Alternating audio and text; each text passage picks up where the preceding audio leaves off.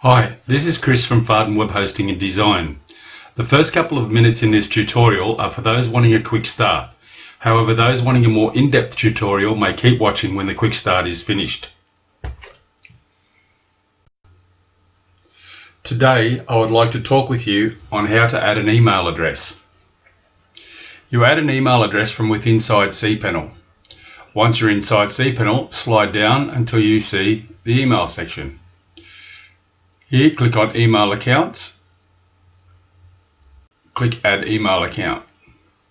To add an email account, enter an account name, test.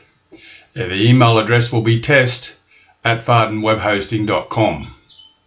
If you have multiple domains attached to this web server, you may drop your box down here and choose another domain.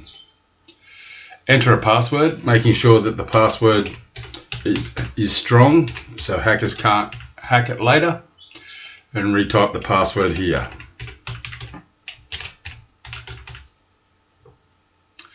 Give a size for your mailbox.